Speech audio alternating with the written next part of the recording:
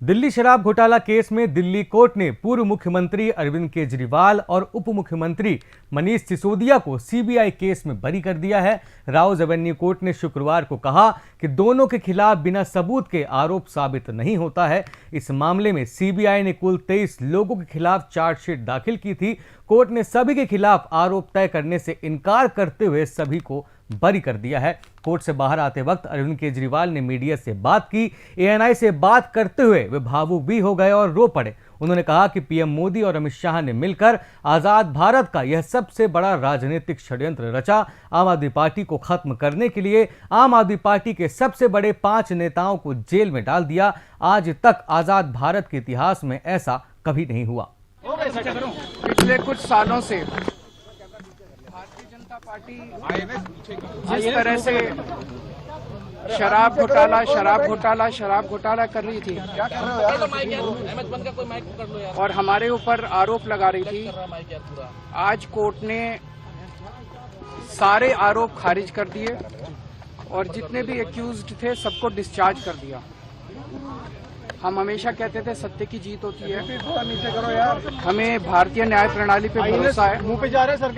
मैं जज साहब का बहुत बहुत शुक्रिया अदा करता हूं, जिन्होंने हमारे साथ न्याय किया, सत्य की जीत हुई। मैं हमेशा कहता था कि भगवान हमारे साथ है। मोदी जी ने और अमित शाह जी ने मिलके आजाद भारत का सबसे बड़ा राजनीतिक षड्यंत्र रचा। आम आदमी पार्टी को खत्म करने के लिए आम आदमी पार्टी के सबसे बड़े 5 नेताओं को जेल में डाल दिया गया। यहां तक कि सिटिंग चीफ मिनिस्टर, जो आज तक भारत के इतिहास में कभी नहीं हुआ, सिटिंग चीफ मिनिस्टर को उसके घर से घसीटकर जेल में डाला गया और 6 महीने तक जेल में रखा गया। हमारे उप मुख्यमंत्री मनीष सिसोदिया जी, उनको लगभग 2 साल तक जेल में रखा गया। पूरा का पूरा फर्जी केस था। हमारे ऊपर कीचड़ फेंका गया। 24 घंटे टीवी चैनलों के ऊपर डिबेट चलते थे, खबरें दिखाई जाती थी केजरीवाल भ्रष्ट है, केजरीवाल भ्रष्ट है।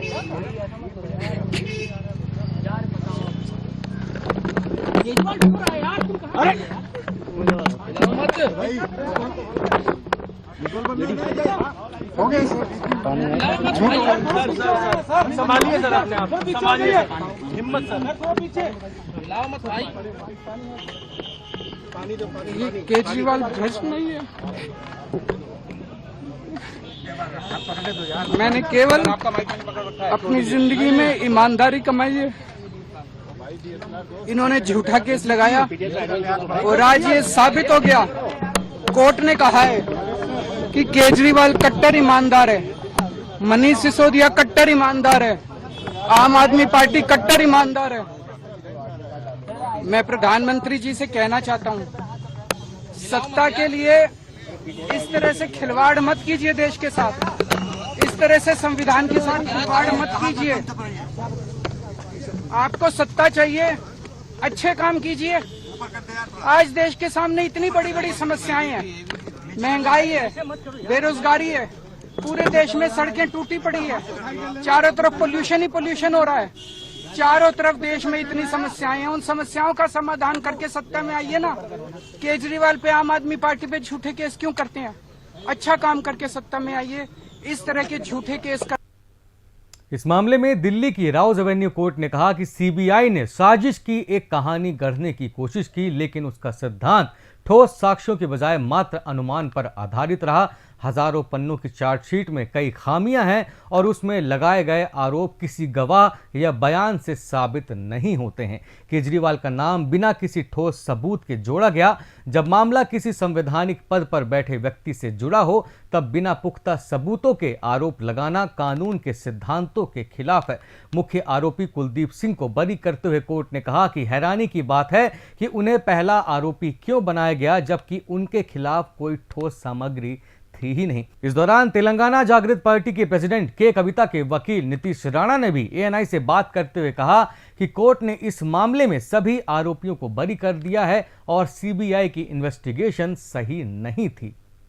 क्लाइंट हैं अरुण रामचंद्र पिल्लई, उनको कोर्ट एंड के कविता, यस। कैन के कविता, उन दोनों को डिस्चार्ज कोर्ट ने कर दिया है। उनका स्पेसिफिक रोल बताया गया था, उसके रोल पर कोर्ट ने क्या ऑब्जर्वेशन दी है?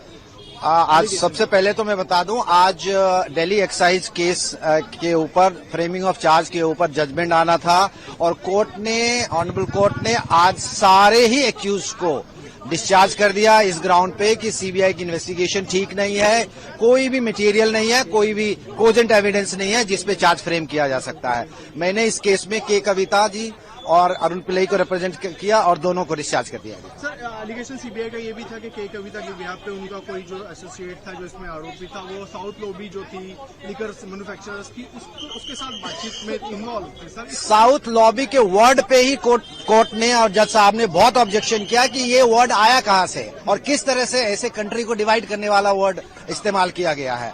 और कोई भी एविडेंस ना के कविता जी के खिलाफ और ना ही अरुण पिल्लई के खिलाफ कोर्ट सीबीआई ले आ पाई।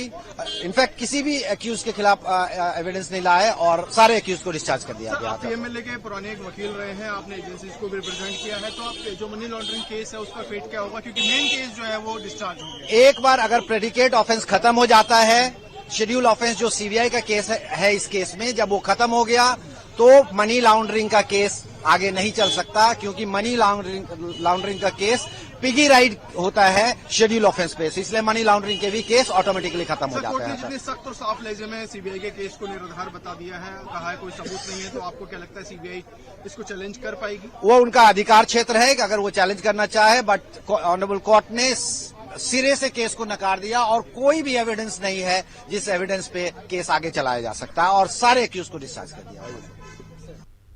बता दें कि अदालत ने शराब नीति कांड में आरोपी बनाए गए नेताओं को न सिर्फ बरी किया है, बल्कि सीबीआई के जांच अधिकारी के खिलाफ विभागीय जांच के आदेश भी दे दिए हैं। बहरहाल अदालत ने जिस मामले में केजरीवाल, सिसोदिया सहित अन्य लोगों को बरी किया, वो सीबीआई द्वारा दर्ज किया गया मामला था। अभी ईडी के मामले में भी सुनवाई जारी है। ऐसे में कयास लगाए जा रहे हैं कि सीबीआई मामले में बरी होने के बाद अब केजरीवाल समेत अन्य लोग भी ईडी मामले में भी बरी हो जाएंगे। इस मामले पर आपका क्या कहना है, हमें कमेंट बॉक्स में जरूर बताएं और देश से जुड़ी तमाम जरूरी खबरों के लिए शब्द साची को सब्सक्राइब और फॉलो जरूर करें। धन्यवाद।